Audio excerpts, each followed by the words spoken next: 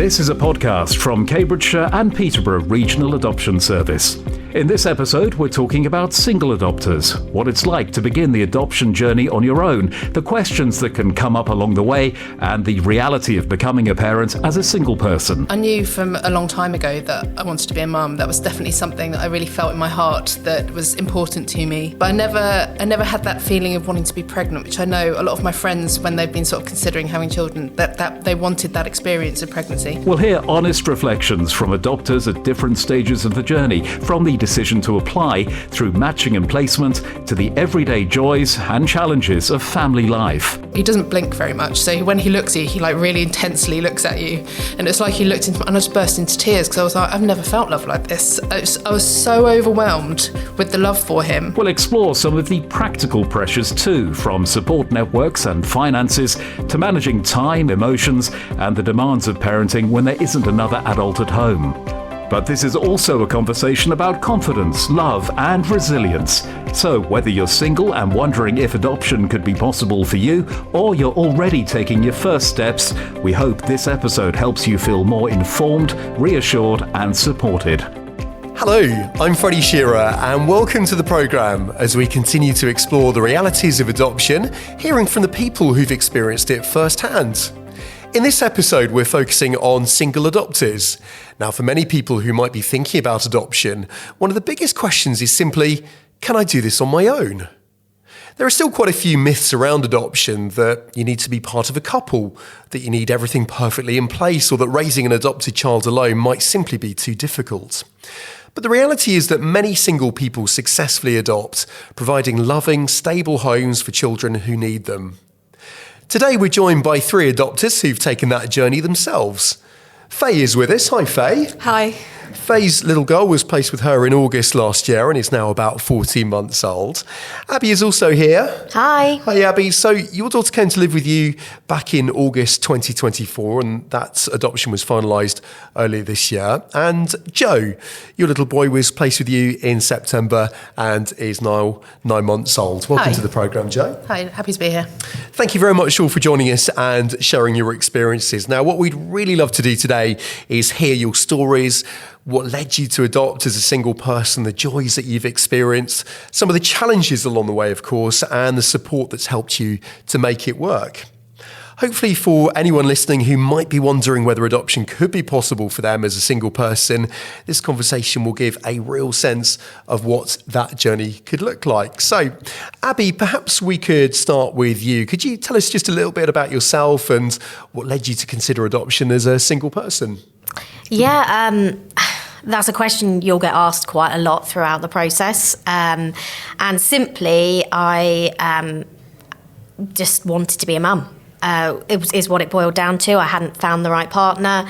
Obviously, that might be considered as the easier option, to have a partner do it with you. A lot of research. I didn't go into it without thinking, right, can I afford to do this? Can I, am I able to do this by myself? And the answer was yeah. And the most important thing, I think, is I had the full support of my parents.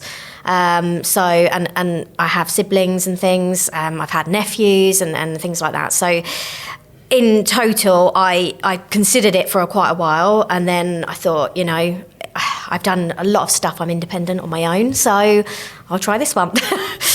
And is that a similar situation for you, Faye? Was adoption something that you'd always thought about, or did that decision come later? Yeah, no, it's not something I've always thought of. I work in a primary school, so we've had quite a lot of children that have been adopted, so it's kind of on my mind. For me, I had a birthday.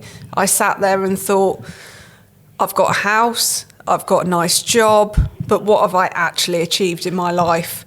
I don't feel like I've achieved anything. I'm going to get to the age of 50, 60, 70, 80, be home alone, in my house, on my own.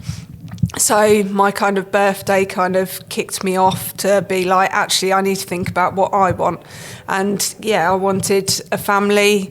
I don't particularly like living with a partner. I like being independent myself. I'm very independent. I do my own DIY. I do my own life.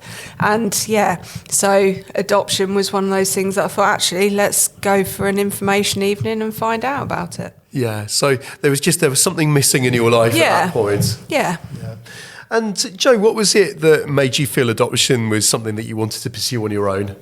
I think, like the others, I knew from a long time ago that I wanted to be a mum. That was definitely something that I really felt in my heart that was important to me.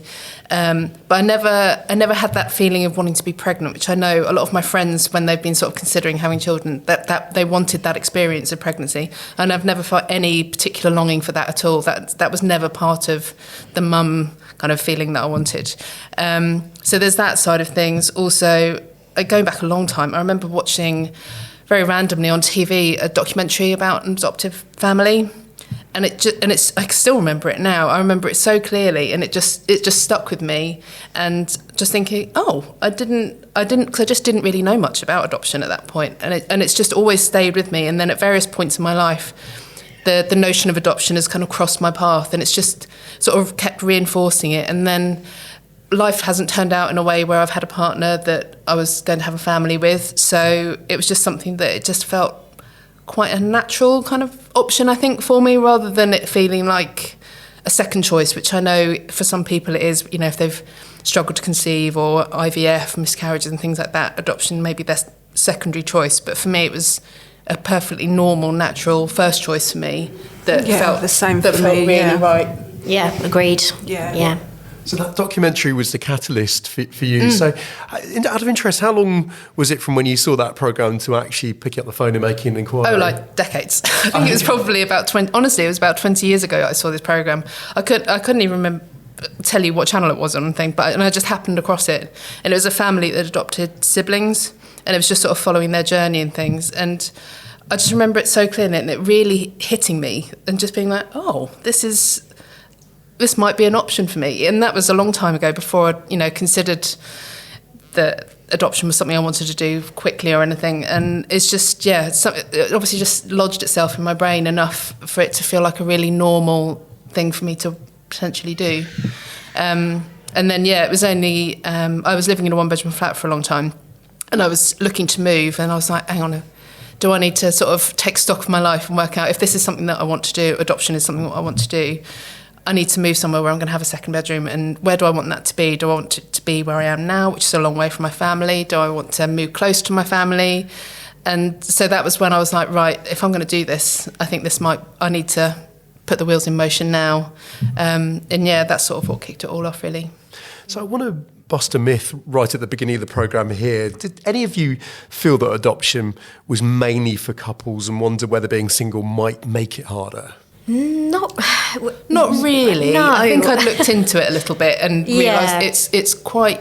I think a lot of adoption agencies make it very clear now that it's for anyone. Yeah. And circumstances are really broad. I think, would you agree with that? Yeah, that it's made absolutely. really clear really early on that it's not an obstacle, and I think that's quite an old view now. Yeah. I think with doing the training, it kind of came, actually it might be a benefit, because there's always usually one of the couples that are into it and really loud and really into the training and stuff, and then there's usually a second partner that's kind of a bit quieter. So I think maybe it's a benefit to have a single adopter, because it's, you definitely know that you're in it and that you're the one, rather than a couple that maybe one person's not as sure as the other. Also for the child as well, in my circumstance, even foster parent had said, I think little one would be better suited to a single parent,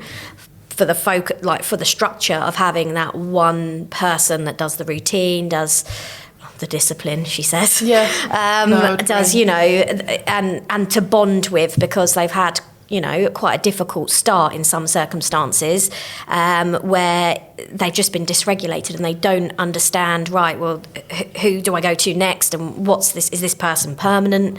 And just having that one sometimes does work better for the child. And Faye, can you remember the moment when you realised this is actually going to happen, I'm going to be a parent? Yeah, I went to an information evening and then came back to school the next day, and I was like, oh my God, I've got to go into the head teacher's office and tell her that this is the thing, this is what I want to do. So it was kind of, and I think up to when the child was matched with me and I kind of met her for the first time, I always thought, oh, something's going to go wrong, something's going to happen, it's not really going to happen. And then I met her and it was just like, oh my goodness me. Yeah, it was amazing. I think there's a real difference, isn't there, especially as a single adopter, having your own thoughts about this is what I want to do, but actually saying it out loud to other people and revealing, that to whether it's parents, like family, friends, your boss, and actually saying it and suddenly, it makes it very real. And even if you've been to the information evenings, even if you started doing the process and stuff, telling my boss is brilliant, but telling him and being like, you need to know about this because there's going to be references and stuff. And it was just suddenly like, oh my God, this might actually happen. And yeah, that's exactly when it became real for me. Yeah. I agree. I was more nervous because I guess for me it was slightly different. Even my best friend said to me, she wasn't surprised that I said I was going to do it, because as teenagers I said I wasn't really bothered if I have my own children. There's plenty of children that might already exist. And when I'd made my mind up that I was going to go through it, and I sent that initial application off, and obviously my parents, they knew I was going to do it. It's something I discussed quite regularly, especially as I went over the 30 mark. I thought, time will start ticking soon. I think for me as well, I'm a very private person. So when I'm trying to make decisions about my life, I tend to, until I'm definite about something, I tend to keep it very private and don't tell people about things. So it was something that I'd been thinking about for a year or two. So then telling people, and letting them in on the information felt like a big I was very deal. similar. I didn't tell hardly anyone at work until I'd gone to approval. So until I'd been approved, they were all like, oh, where have you been? Have you been for an interview? I was like, no, I'm approved to adopt. And it was like, oh my God, oh my goodness me, why didn't you tell me? And it was until that point, I still didn't quite believe it was possible. That's quite a thing to keep bottled up, isn't it? So what was it like when you first, telling you were in a circle or immediate family, what was that emotion like? What was the reaction like? Everyone has been absolutely fantastic. You imagine that some people might be a bit like, oh, adoption, but everyone has been absolutely fantastic. Right from my neighbours, they were like, right, obviously I realised that the little ones now moved in because they knew that I'd been approved, but not that they were then moving in. We'll take your bins out, we'll do this, we'll do that. The massive toys and clothes that I've been given, people messaging me from work. It's been absolutely fantastic. And people that I didn't really speak to have stepped up to the mark. Other people that I thought were really good, close friends have kind of stepped back. But that's just what happens when you have a child, whether they're adopted or not. Yeah, I had a very similar experience. Everyone I've told has just been so happy for me, but also really interested in the process. I don't have any immediate friends that have adopted or been through the adoption process or family. Right. So everyone's really intrigued as to how it works. They can't believe how long it takes. They all think that you sort of apply and just get given a child quite quickly afterwards, and then you tell them kind of how long and involved the process is, and they all sort of fall off the chair slightly. But everyone, without exception, has been so supportive and so lovely. And like you said, just all want to help, whether they can or not. They desperately want to help and support you, and lots of emotions happening. It's been really, really lovely. It's a really beautiful time, actually. Yeah, you touched on the timescales and the process there, and perhaps, Jo, I could stay with you on this one because you're fairly fresh in the adoption process. So what was it like going through the assessment and the preparation as an adopter? Not easy. I don't think anyone would say it's easy, but really useful, I would say, to a certain degree. So the stage 1 training, I think there's a lot of admin involved in the stage 1 training, and a lot of information being thrown at you. So I found stage 1 really informative, and there's obviously a lot of work to do. I think one of the things I did notice as a single adopter was that I didn't have anyone to talk about the training with. So whereas the couples could do the training together, and there's exercises you have to do and things like that, they could do them together and they knew how they were doing them. When I was doing them, I didn't know if I was doing them right. I didn't know if I had got the gist right and things. So when we actually came together, it was useful to then be able to talk to the other people at the training to say, have I actually got this right? Did I get the gist of this correctly? So that was a bit of a negative in a way, because it was a bit isolating as well. My stage 1 was done through Teams, so we weren't in the same room because it was during the pandemic. So that was slightly isolating. It would have been useful to have been in the room with people, which I think is happening more and more now. Stage 2 training was much more emotional. So it felt less like sort of information about the adoption process and much more about the children and the effect on them. And that felt like heavy lifting, you know, like there's a lot of emotions happening. I'd go home, but that was in person, we'd go home and I'd just be sort of emotionally exhausted and a bit wrung out, and it really brought home how complicated the adoption process is for the child, for the adoptive family, for the birth family, and the things that we really need to think about longer term, that it's not just a case of, you know, the child comes to live with you and you all live happily ever after. There's an awful lot of emotion. So I think I found stage 2 really good, because it really, I think if you can get through stage 2 unscathed, you're on the right path, I think, because a lot of people didn't, you know, a lot of people get through stage 2 and they struggle a bit with the process and everything you're told. But if you can get through that and still feel positive about it, I think you're going to be okay, to a certain extent anyway. So then stage 2 happens, so then you have approval panel. My social worker was completely brilliant. You know, I felt so supported by her. It was great. Had approval panel, got approved. Then obviously you have the sort of matching process. So I'm doing early permanence, or was doing early permanence adoption. So you go through that process, which is a weird sort of limbo time. The time between, I don't know if you would agree, but the time being approved and actually being linked and matched is slightly weird kind of limbo where you're sort of, it could happen tomorrow, it could happen in 6 months. You just don't want to make plans, don't really want to do anything, especially with early permanence where it's such short notice. That was my biggest mistake. Through the process, I kind of thought, as soon as I'm approved to adopt, I've kind of got to the end point. That's only just the beginning. The stage 1, 2, it's very structured. You have to do certain training, you have to do certain paperwork, you know what's happening and when. After you've been approved, it's kind of like this endless time of... Just sort of adrift. Yeah, and every Friday night I'd be disappointed because I hadn't heard any matches from the social worker, and it was kind of like another week gone. And although it was only a short period of time, when you look back now, when you're in it, that was the toughest point for me. Like because you just don't know when you're going to hear... Are you going to hear this week? Is it going to be a month's time? So was that a surprise to you, Faye? It was, yeah. I think I found the hardest. Although on my training there was some people that had adopted previously, and they were speaking about, you know, being matched is a hard process. I hadn't really imagined that it would be. And I'm very structured, and I'm very, I like to know where I'm going and what I'm doing. And that endless nothingness was hard. I remember every time I got an email from my social worker, and she'd put in the subject line that it was about, like an EP, an early permanence baby, and he'd be like, "Is this the one? Is this it? Am I going to have to leave work in a week?"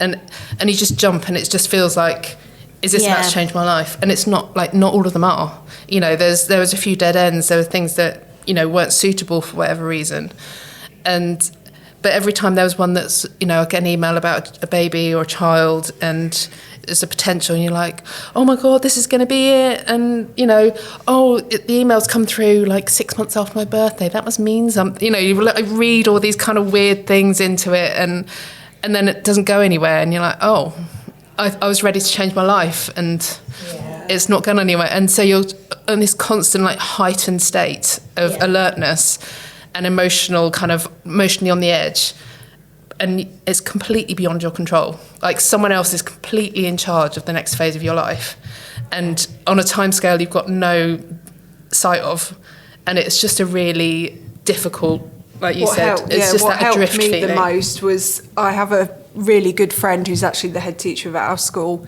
as well, so I know her in work and out of work, and she was so good that I could just talk to her, but she didn't say to me, everything's going to be all right, everything's going to be good, you know, think of the positives. She'd just listen, which I think is what you need, because when you're in it, and when you thought a match was going to happen, and then you get the phone call to say, no, another couple have been chosen over you, you just need someone as a single adopter to just rant at, cry at, scream at, do all that emotion, but not have the, oh yeah, but you'll be all right, you'll be fine. She just listened.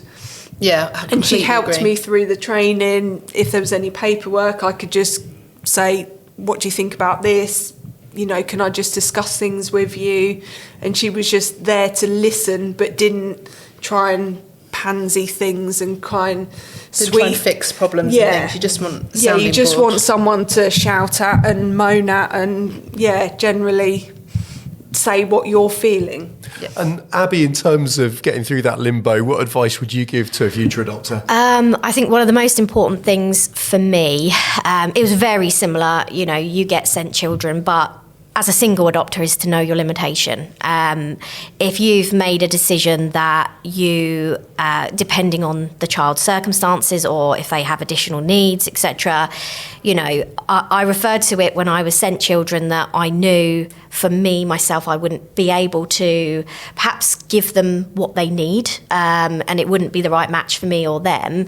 I would always say a little bit of my soul chipped away because I said no, and that's awful. You know, you don't say no to a child that you're carrying, you know, and it's hard. That is really hard, but you must know your limitation, because it won't be any good for you or the child.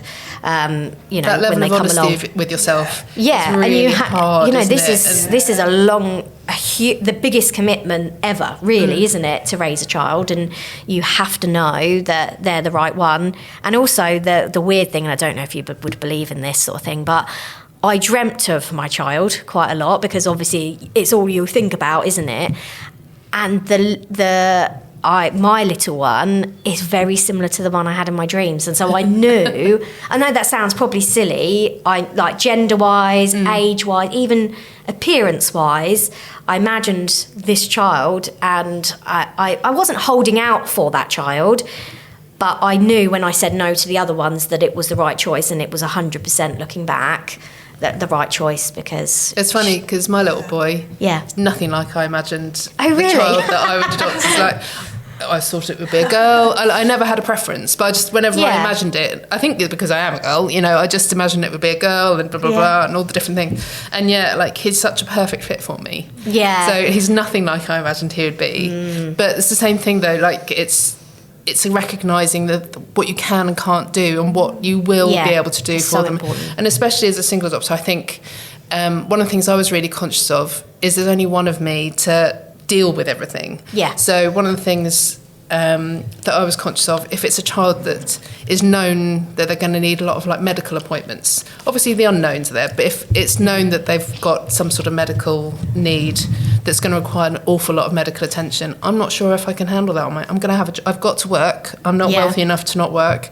I don't know if I'm going to be able to manage that. Sure, if it comes up in the future, we'll deal with it. But as a known, I had to really kind of look inwards and be like, I just don't think I can say with all certainty that that's going to be okay. And then there's, you know, various other things that you kind of think of. Yeah, when I did the training, there was another couple that had previously adopted before, and they said to me, you've almost got to do it as if it's like going for a job. So they're going for a job because you don't want to take on that child if you're not able to cope with them. And the same thing is, you don't want that child to be put into that job if it's not the right fit for them, because they're going to struggle, they're going to come up with difficulties if you're not the right place for them. So you kind of almost have to think of it as, are they best fit for you, and are you best fit for them? I think that's the difficulty with that limbo section as well, is that, you know, we've all got to that point and we're desperate to have a child placed with us, right? Yeah. And the profiles come up and, you know, your gut instinct is just to say yes. Immediately say yes, and you have to really carefully, especially the longer that you're waiting, you're just like, am I being too fussy? But actually you have to know yourself well enough. It's not right for them. But saying no is so hard, and just like, is that a good enough reason for me to say no? This child needs something, maybe, and you sort of wrestle with it. You're trying to convince yourself. It's almost, maybe I could. Yeah, and if I say no, you know, is it going to be months and months until I get offered another profile? And it's such a tough time. Yeah, it's the most emotional time And then obviously once you have matched, and then the introductions, that's a whole different whirlwind time, isn't it? Yeah. And we'll come on to that a bit later. But yeah, so some real themes here about being very honest with yourself, understanding what you could or couldn't cope with. We've talked a lot on these programmes about self-care, but obviously self-care is even more important if you're adopting on your own. Question for any three of you, what's the one thing that you wish you'd known before starting the adoption process? Ooh, That's tricky. yeah, I would say that looking back on it, obviously I'm through the other side, so I'm a year post social worker visits. I would say the shock to your system, and I know this is the same for biological children, although you've perhaps got a bit more emotional as a woman, maybe disconnection from, all that stuff as well. But the first 2 weeks, my little one particularly came to me. She was very dysregulated, and what I mean by that is she hadn't had a constant, so she hadn't had a bedtime, the routine was everywhere, and without putting anyone off, for the first 5 months I was up every 2 hours. She had quite serious separation anxiety. That impact on me was a huge shock to the system. And I'll be honest, I had like a little bit of a dip towards the end of week 1 where I was a zombie a little bit. And that's the same with anybody, else.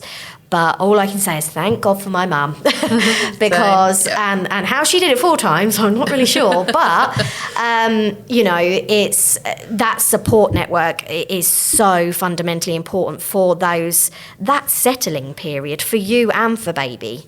But also to recognise that although your whole life's changed the moment they literally come into your life, but then when they move in with you is the big drastic one, that keep a bit of you. And not change your whole life to adjust them, but build it together, because that also I found incredibly difficult, to think, right, we're doing this together, I need to keep some of me because, I'll lose me and it'll all be about the child, and, it's a balance, and it was hard. Yeah, so at that point, if I could ask you, Faye, your little girl came to live with you last August. Can you just describe those first few days? Yeah, it's just, out of this world. You kind of have the training, but then for me, I really struggled with the fact that she was 8 months old then. She isn't one that was eating, drinking, like she was a little person. And it's when you have a baby, you have that stages of they have milk and then they move on to food and stuff, and it was like, oh my God, I don't know how much to feed her and I don't know what to feed her, and she's like looking at me, and it's a bit like, oh my God. And you kind of, for me, I tried to do what I thought other people would do, and it's kind of like try to follow what other people were feeding their children and whatever, and actually you just need to find your own groove and your own life, and they soon tell you if they want something or they don't want something. There's quite a lot of winging it, I think, isn't there? Yeah, it's quite scary to start with, because it's this living person is staring at you thinking, I need food, I need whatever, and it's like, how much do I feed her? Am I feeding her too much? Am I not feeding her enough? Am I doing the right thing? And it's scary to start with. Yeah, it's scary, but you sit there and you think, look, we're either going to sink or swim.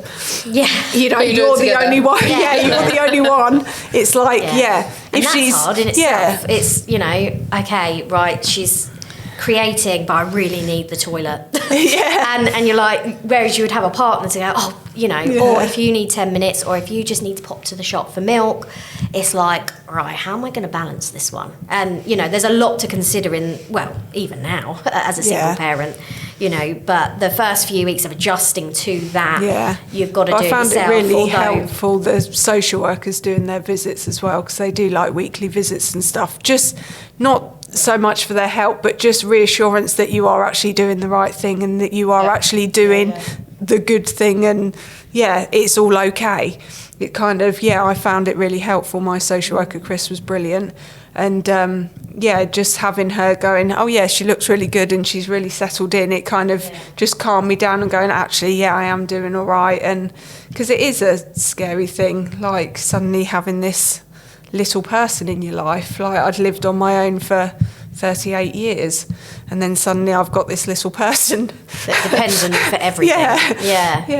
Yes, you have all the training in the world, but I suppose nothing ever quite prepares you for the moment the day your child actually comes to you. And so it begins. And Jo, with your little boy, just tell us about the moment when he first arrived. So, like I say, he was an early permanence placement. So I found out about him during the summer, but very kind of loosely, and sort of had a few meetings about it. And I sort of say to my social worker, so is this happening then? She said, not yet. Because I hadn't really bought much stuff. I didn't want to jinx things by buying things for a child that didn't exist. I thought that, So then I'd have another meeting and I'd be like, so is this happening then? Not yet. And then we'd have another meeting and I'd be like, should I start buying stuff? She's like, well, just have a think about what you want to buy, but don't buy anything. Don't spend any money yet. I was like, okay. And then I got a phone call on a Thursday morning to say, we want to start transitions in 10 days. Wow. So I had to phone my boss, who is in the loop about everything, and say to him, by the way, I'm finishing work for a week tomorrow. Which he was fine about. Well, he had to be, he didn't have much choice, but he was, he said he was fine about, and he knew it was coming. And then I had the transitions were 3 days. So I actually met him a couple of days earlier with the foster carer, because she made contact just for an evening, and then started the transitions formally on the Monday. He came home for the day on the Wednesday, but went back to the foster care in the evening, and then moved in with me on the Thursday. So we only had 3 days of transitions, albeit I actually looked after him for quite a lot of that time. And it was similar to you drove home, and I got him out of the car and I went into the house. I was like, what now? What do I do now? Like, it was this tiny, because he was very small, he was less than 4 months old, and I was like, I guess it's you and me now, pal. Like, what do we do now? We've got to work our way out through this. And I have to be honest. Like, for the first, I don't know, few days, weeks maybe, it felt a bit like I was babysitting him for the foster carers. It didn't feel real. It felt, that I was just kind of looking after him, like ticking over sort of thing, and just trying to do the best thing, and that. If the social worker came and thought I wasn't doing the right thing, that he'd be whisked away from me back to the foster care. It didn't feel... I didn't feel the permanence, if you like. And then suddenly we just sort of hit our stride, and we got into a routine and we got into a groove, and he seemed to like me. I loved him. Like, honestly, the love came very quickly. It did, So I just remember, like, I was... because of the early permanence and the risks, although there weren't as many risks involved in his early permanence of him going back to birth family, but I remember thinking I need to sort of just slightly protect my heart from him, not to fall in love with him too quickly, just in case, things change. That didn't happen. Fell in love with him really quickly. Like, I just remember there was a point I was holding him, I think it was after about a week, and I was looking at him and he pulled this face, and I was just like, oh my God, it's too late. I've completely fallen for him. And then like a week later, he was being a bit fussy, and I was like singing to him. And I was just singing this song, and he looked at me like really... he doesn't blink very much. So when he looks at you, he like really intensely looks at you. And it's like he looked into... and I just burst into tears, because I was like, I've never felt love like this. I was so overwhelmed with the love for him that I was just like... I just didn't know what to do with like this emotional kind of outpouring. And I just burst into tears, which made him cry. I was like, no, I'm fine. It's happy tears. And like, smile. Oh, God, what have I done? But it was just this really beautiful moment. And then... and that was sort of maybe 2 or 3 weeks after he moved in, and it's just been brilliant. But I was lucky. He sleeps really well, but that kind of so he settled quite easily in that sense. But it was weird. It's a roller coaster. So many emotions, excitement, nerves, exhaustion, a lot of adrenaline, I'm sure, as well. But I suppose that's all part of those early days and the start, as you say, of building that bond. And I'd just like to talk a little bit now about the joys of being a single adopter. We've touched on that a lot already, but Abby, if I could come to you, what have been some of the moments that really stand out for you since becoming a parent? just the pride in everything, you know. And when the social workers, when they were still involved, they would visit and go, wow, she's so confident, like her confidence has come along so much, and all of this, and even just little things like saying words. Obviously, mummy was her first word, and just doing things. And even now, when she says 3 words in a row, and I'm like, wait, like it's just. It's an I mean, if you're a parent, you know it. You know the feeling. And like you said, there was never even a question. She technically was early permanence, but it didn't even faze me that there was anybody else involved. Yes, they had to be there, but she was my baby straight away. It's the most bizarre feeling. But, the pride in her, and everybody then goes to you, oh, what a fantastic thing to do and all of this, and I'm like, I don't feel like it is. I just feel like I'm blessed to have her. Yeah, absolutely. Isn't it? It's so people say, bizarre. oh, they're so lucky, and I'm like, no, you I'm don't get it. One, like. And they're like, oh well, you've done such a good job. I'm like, she's made my life, not the other way round. Like it's, but then you can't moan at them for not understanding because they haven't been through it. But yeah, just I'd say that the pride in her and how she comes on. You don't think about yourself. You think about them all the time. You go shopping for yourself. You buy for them. You don't buy anything for yourself. You know, and yeah, it's really great. Jo is talking a bit about that immediate bond that she found. With Faye, was that similar for you? Did you immediately go, yes, this was the right decision? Yeah, definitely. Right from when I had the first text from Chris or email from Chris to say about her. Yeah, during the training, one of the other adopters was saying, when you know, you know. And I really did. Like, I've just felt peace when I found out about her. Like, I wasn't told an awful lot to start with, but yeah, I just felt like this was the one. Yeah, I never felt it before. And then when I met her in the house, and the foster care actually took a load of photographs of when I first walked into the room and met her, which is lovely to look back on. But yeah, she's just absolutely perfect for me, and yeah, absolutely brilliant. They are hard work. It's like any child. It's hard, and they do everything work. All the other children do, and it's not all hearts and rainbows. No. But you know, lots of people, single people, have done it throughout history, whether they've chosen to do it as a single parent or not. So, you know, it can be done, and the rewards from it just tenfold outweigh anything definitely negative. What is that one thing that your child does that just completely melts your heart? She comes up to me now and goes, oh, mummy, cuddles. And I'm like, oh, even when I'm really angry because you've done something 50 times I've told you please don't do.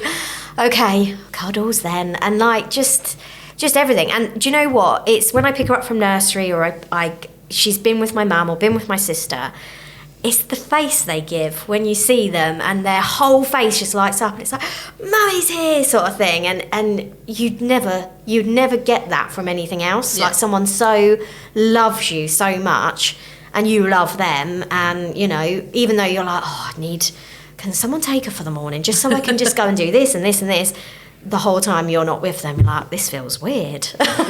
So yeah, I'd say that her face, the light up, is the most rewarding thing. Yeah, definitely. Yeah, feeling that unconditional love. Yeah. If we could just talk specifically about being single adopters and just unpacking some of those challenges. And Jo, perhaps I'll come to you first. What's been the most difficult thing for you so far? So my little boy, you know, he's only very young. So he came to me just before he was 4 months old. And at that age, they don't need an awful lot. You know, they need to be fed, watered, kept clean, entertained. But he's not a complicated child. That's relatively straightforward. I think the thing I found most difficult and perhaps underestimated is the relentlessness of it. You know, you're always on. If he's awake, I'm on duty. And you don't get a break from it. And he needs me there all the time. And he goes through phases where, you know, if he's teething or whatever, he needs me even more. And sometimes you're like, I need to make myself some lunch. Please, you've got to give me 5 minutes just to go and make some lunch. I need to put some laundry on. But he just needs me all the time. And it's relentless. I mean, it's a joy. Don't get me wrong. I absolutely love being his mum and having that job. But you don't get any time off. You know, if I need like a doctor's appointment, dentist appointment, heaven forbid, to go and get my hair cut or something like that, I can't, I have to arrange support for that and get someone to be with us, because he can't be on his own and I can't. And it's just that sometimes, if he rarely does, touch wood, but if he does have a bad night, there's no one to take the shift and, let you have some sleep. There's been days when, so for the first few months, during the day, I exclusively contact napped with him because I really wanted to build that bond with him. And I thought it was really important, and he liked it and I liked it, and it was a really beautiful time. But sometimes I could feel myself falling asleep, which is so dangerous. And I'd be like, oh God, because I'd just be really tired because I'd never had to look after a child before, especially a young child. And it is really tiring. And sometimes I just wanted a bit of a rest and I couldn't have one until he went to sleep at night. And there have been times when I've sort of clock watched and gone like, oh, another 2 hours and then he'll be asleep. And I think that's the thing that both took me by surprise and has been the most difficult thing, is just, it's all on me.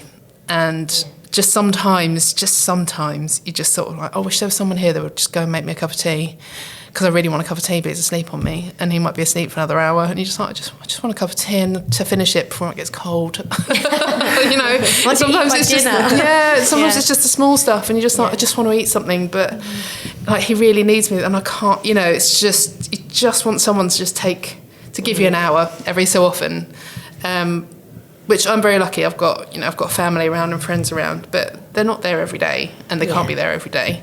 And it's fine, and you work around, you find a way to make it work. But yeah, it's tough. It's not straightforward, and you have to kind of work it out over time, I guess. You do have to set aside the guilt factor as well. Like, if you need to. My friend said to me, obviously they're in couples, husband and wife and whatnot, and we've got very similar age children, and they were like, how do you get the housework done? How do you keep on top of the washing and everything? And from bedtime, I don't want to just solely be doing that. I would like to have me time. Sometimes it's nice to just sit down. Yeah, sit down and just do nothing. Maybe just look at the wall.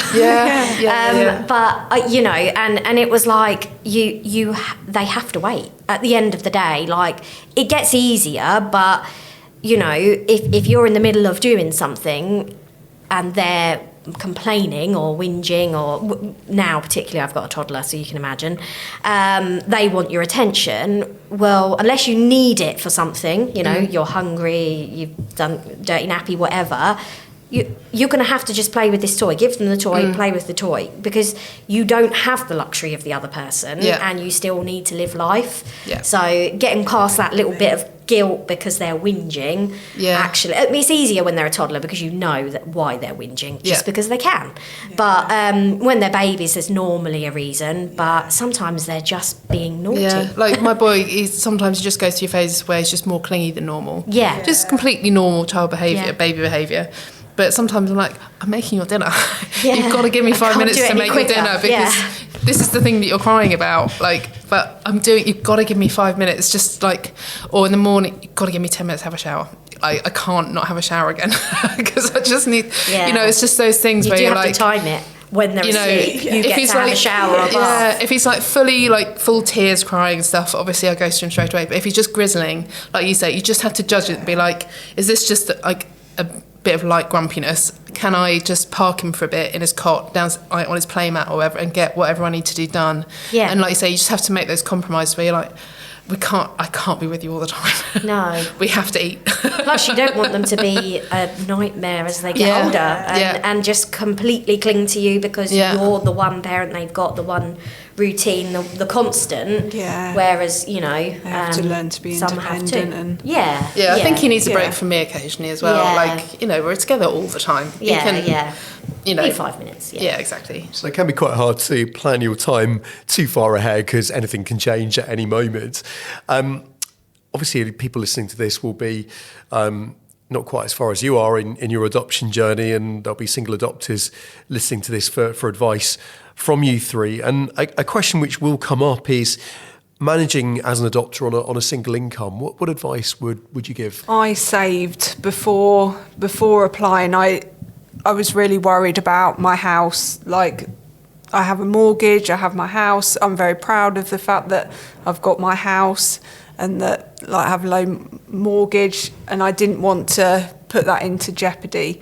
So I kind of saved from the start of the process. I cut down. I like buying trainers. I cut that out. I liked certain things. I saved throughout the process, and luckily it was long enough of a process to be able to save quite a chunk, so that I didn't want to have to worry about being off work and not being able to have that ice cream in the park, or not being able to go to soft play because I can't afford it, or having to have the extra worry of money as well as having a new child. Yeah, absolutely. So I kind of saved, and I know that if something happens, if the car breaks down, if something happens, then I have the money to pay for it, and I could take the year off, because I think it is really important to have the year off, because you do have lots of meetings and social workers come in. And it flies, doesn't it? And it Absolutely does flies fly, by. so I didn't want to have to worry about going back to work and not having the money to enjoy being off with them for the year. I think as well it's important to do your research. Yeah. So check what your adoption leave policy is in whatever job you're doing, so that you know what to expect, like how much money to expect every month, but also like what benefits you might be entitled to, like nursery kind of allowances, like the childcare allowances and things like that. Nursery fees, which are astronomical. And like, I did my research before, but now I'm looking at nursery placements for him for when I go back to work. And even though I did my research, it's still eye-watering. And even though there's free childcare hours and things like that, it's still so much money. And it still came as a shock, even though I sort of knew what I was getting into. So I think the more research you do, the more prepared you can be, and you can really sort of think, okay, initially I might be okay while you're on like full pay or whatever from a job, but once you're on statutory, once you're on no pay at all, what will our life look like? When he goes, if they're young, when he goes to nursery, like how many days can I afford for him to be in there for? Will I have to drop my hours? And like, really sounds really boring, but really do the maths on it, because until you do that, it's just like, oh, it'll be fine. Other people do it, it'll be fine. But it's not quite as straightforward as that. As a single parent, it's not you have a fixed income. You know what your time looks like. There's not always a lot of wiggle room financially. And I think during our training, that's what some of the other people in my training have said, is that they were looking at slightly older children because they wouldn't be going to nursery, they'd be going to school. So they wouldn't have that cost, that necessary cost for them, and they free up their finances slightly. So that's something that I think is quite important to think about, because it's just such a lot of money, and we're getting potentially 30 hours of free childcare, I think some people are entitled to, but the government could change that any day. You just don't know how long. Scary. I know, it's terrifying, isn't it? Yeah, because it's eye-watering with that, but without it, you just don't know, do you? So I think, like you said, to save as much as you possibly can. And also I found throughout, even before I had the child, it is expensive. You do have to go on training. You do have to travel for the training. I had to travel, I'm Peterborough based, but I had to travel to Huntingdon, Camborne for training. And also through the transition, my child was about an hour away, and I had to travel backwards and forwards for 2.5 weeks. So it is expensive for just the petrol and the extra cup of tea, the food, because you finish with the child at 8 o'clock at night, you calling into places and eating at different times and stuff. It is expensive. And I think there's even kind of hidden throughout costs, aren't they? and although you can claim the transport back, you do have to pay it to start with. So it's just being not so much, just being aware of those extra charges, the extra payments, the extra things that are going to go right from stage 1 right through the process. Yeah. Like just being honest and Like with anything, looking you've at got to go into things. it with your eyes open. Yeah. You need to run the numbers, do your prep, understand what help and support is available as well. And that's all, I suppose, part of the diligence of the process. I just wanted to come back to something that Joe said earlier in the programme about how you were surprised by the number of people who unexpectedly came forward to help you. Of course, we're talking about the three of you being single adopters, but I suppose you're never entirely alone. So let me come to you, Abby, on this one. What kind of support network do you have in place? Mainly nanny. So my mum and my dad, and then my sister. She's actually in the same village, luckily. But yeah, I'm not one to ask for help all the time, and I should have more me time, and I know that. I'm working on it. But, I think the tricky one is my little one. What I found most difficult, actually, is since she's gone to nursery, she has brought home every germ you can imagine. I've had tonsillitis twice. I've had a bug, and, she's poorly all the time, on and off. I know it's good for her to develop her immune system, but it's so hard when you're poorly on your own with either a poorly child or a child that's in full crazy swing of running around riot and you've got a pounding headache. So on those occasions, I found it the most difficult, and the luxury I've had is I've just called my sister and gone, look, can you just come over and do this so I can have a sleep? Because even now, because it's so hard when you're on your own and they're poorly. I'd say that's the most difficult time. But in terms of generally speaking, you just have to plan ahead. Like, for example, I ironically had this week off, and I thought, right, I'm going to cram my optician's appointment in. I'm going to do the Tesco shop, and I'm going to enjoy it because I'm going to walk around leisurely. And then I ended up buying her some pajamas and all the bits that, I went in for me, but, that's how it goes. And, my parents are both retired, so that really is helpful because any of those occasions I can get mum to help. But it is also with adopted children, you do need to be that consistency. So for the first few months, the nighttime shifts were me because I could have asked my mum to do them, but she needed that to know I was there and I was going to be there every 2 hours. And then the nursery drop off, even now, she went to nursery from June last year. We've finally cracked the going in without crying for the last month. So, but me being there to drop off and me being there to pick up, consistency is it's so important for a child. I mean, if you get a baby, baby, they might not have any pre-existing sort of ideas of anxiety, or they might get their needs met quicker than, a child that's 8 months that doesn't know how to ask for food and just screams, and then you can't figure out what it is. And it's a different world which you will go through in the training. But I am one that needs to have more me time. So yeah, rely on your support network. They are really important. And I have exactly the same situation where those that you thought would be there, not so much. And then you meet new people. I've got a really close friend who's got twins that are adopted. I couldn't imagine that. Good luck with that one. And then you can bounce off of people because although she's in a couple, it's a bit like, are you up? You've got similar age children. How are you combating teething? And just bouncing off of people that are going through something very similar to you.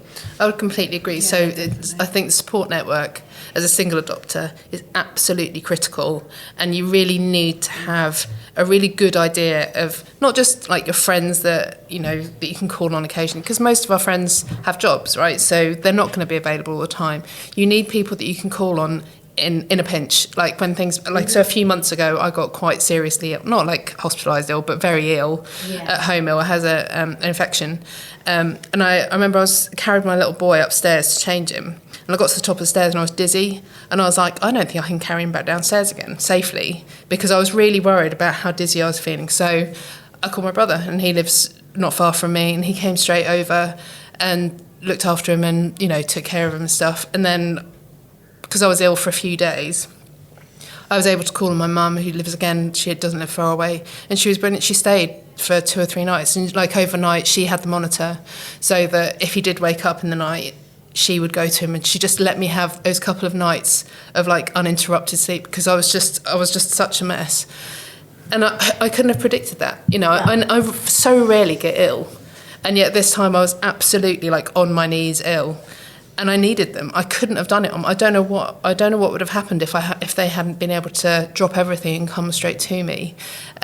Because friends can do so much, but they can't drop everything. You know, they have responsibilities and jobs and their own families and lives and things. And it really reinforced me, like, how lucky I am that my family is so close in every sense, like close to me and physically living very close to me. But yeah, and it just made me really kind of assess that more than I had during the training, more than I had during the preparations, that just how critical that was for me. And yeah, it's been brilliant. And then the other side of it, similarly, I'm friends with some of the people that I did my adoption training with, and I really love meeting up with them. They're very lovely people anyway, but being able to talk freely and openly about the adoption process with people that absolutely get it. Yeah. And absolutely understand it and will have been through the same things as you. It's just so freeing and so lovely. And also seeing them with their children is just so beautiful. And, you know, us all getting together and we're like, oh my God, a year ago would this have... but just being able to, you know, because... You know, the adoption process isn't always a happy one. It can be stressful, and, you know, the admin, the social worker side of things, and there's bumps in the road. We've all experienced the bumps in the road, but being able to talk about that with people that have suffered with the same thing, gone through the same thing, even if they haven't, they totally know what you're talking about, and you don't have to explain, oh, I've got panel and that this is how panel works and blah blah blah, because they already know, and you can just talk about the thing without having to explain everything. It's just I value it so highly, and it's something that I really treasure. Yeah, and I go to an adoption monthly meeting in Peterborough. There's one in Peterborough where you can meet other adopters, and we meet once a month in the local church, and it's run by the agency, the adoption agency, which is really helpful. And I've met someone from there, and then we message each other, and she's having a bad day, she'll message me going, oh my God, well, we are done. And then I'll message her, or we'll say like, oh, have you applied for this, or have you applied for that, or where are you at the stage? And yeah, it's really helpful to have that support. And just knowing that you're doing it right. Yeah. As well. Yeah, you know, definitely. having the reassurance of them being like, yeah, that's exactly what I did. Or, and you don't have to, like you said, you don't have to explain yourself, because when you go to toddler groups and when you go to baby groups, I've been to them in the community, the first thing they say is, oh, well, how was your birth? Was it cesarean? Was it this? And you feel... Not that you don't want to say it, but you don't want to explain everything to a complete stranger. Whereas in the adoption arena, then, you don't have to explain yourself. You just who you are. And that's it. Sometimes I do tell people that, because, like you say, the birth stuff comes up, because he's so young, birth stuff comes up so much, and because he's quite little as well. And so they ask, and so I'm like, he's adopted. Yeah, you know, that's, you don't want to hide it, but you don't want to have to explain it all to every single person you meet. So lovely about it, and they're like, "Oh wow, tell me all about it." You're like, I can't really be bothered. Yeah, no, like, don't want it's to. lovely that you're interested, but honest to God, I've spoken about this so many times. Can I just not hang out? And I don't really want to talk about it because you don't understand it at all. I'll have to start from scratch, and you're going to have loads of questions. Or there's the dad question. Obviously, as females, if you're a male single adopter, you might get the mum question. But it's does she get her hair from her dad then? Because she's got quite crazy hair. And I'm like, no, dad's not in the picture. Like, before I might go, if you know them, they're going to know the story anyway. But I kind of now am at the point where I don't want to have have to explain. Just have some stock answers ready. Shut that one off and then move swiftly on to the next question. But or when they go, I love this one, when they go, oh, isn't she gorgeous? Thank you. And then you're like flicking your hair like, yes, she is. Someone said the other day that my little boy looks just like my mum. And I was like, it's funny like, though, I'm not sure if that's a compliment or not. Oh. She's like, is it because we've both got really round faces? And you're like, maybe. And a quick question for each of you. How would you say becoming a parent has changed your life? It's totally different. Oh, Like, upside yeah. down. I can't even remember how I used to do my job.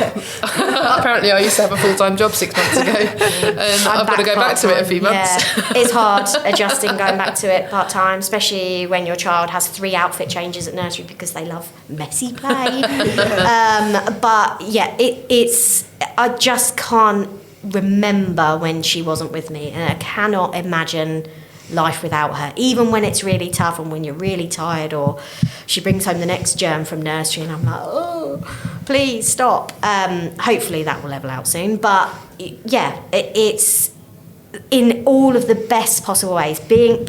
Making that decision and becoming a mum was the best thing I've ever done, and it will be the best thing I've ever done. And I think forever. The process isn't easy. No. And we've all had our experiences that have been tough and difficult, and you get so fed up with stuff and you get angry about things, and you know, it's so difficult, but my God, is it worth it? Like everything about it. And I think having never really, before my little one came to me, like looked after a child for any kind of extended period of time, I think I thought it would be more jarring, that I'd find it a bit like, oh God, but it just came really easily. He just sort of slotted into my life, and like I say, within a couple of weeks we're just like, oh, this is us now, and I love it, and it's great. And I just think I thought it would be not more difficult, because it is difficult, being a parent is difficult, but more jarring and more different, and it's not. I love it, and then I can't imagine when he's going to go to nursery I'm going to be absolutely broken. You won't. No, it is hard to adjust, and you do think about them all day. But there's also that little bit of, you get your brain back. Like, if you've got quite a taxing job, it's like, actually, I quite enjoy that. You know it's good for them, like, socially. And the fact that they're playing all day, I mean, what kid doesn't want that? But it's hard. I know he's going to love it. And the mum guilt on the drop-off is really hard for a while. But as long as you've got a good nursery, I mean, they would message me like, she's fine, within 5 minutes she was fine, things like that. But it gets easier, but you do get a little bit of, you know, like the mind-numbing child programs and things like that, where your brain's just not taxed enough. You get a little bit of that back, but it's an adjustment, because it's, you know, a lot. Well, it's been so lovely hearing your stories today. Thank you so much to Abby, Faye and Joe for joining us. You're very welcome. Thank you. Thank you. Thank you for being so open about your experiences. And I think what really comes across in this conversation is that while adopting as a single person can bring its own challenges, it's also incredibly rewarding, and that nobody really does it completely alone. Now, if you're listening and thinking that adoption might be something that you'd like to explore, the team at Cambridgeshire and Peterborough Regional Adoption Service would love to hear from you. You can find out more about the adoption process, the support available, and how to begin your own journey by visiting their website. And we hope that hearing these real experiences today has helped give a clearer picture of what adoption as a single person can look like. Thank you very much for listening. If this episode has helped you think differently about single adoption or encouraged you to take the next step, there are lots of resources online. To learn more or to make an inquiry, search for Cambridgeshire and Peterborough Regional Adoption Service.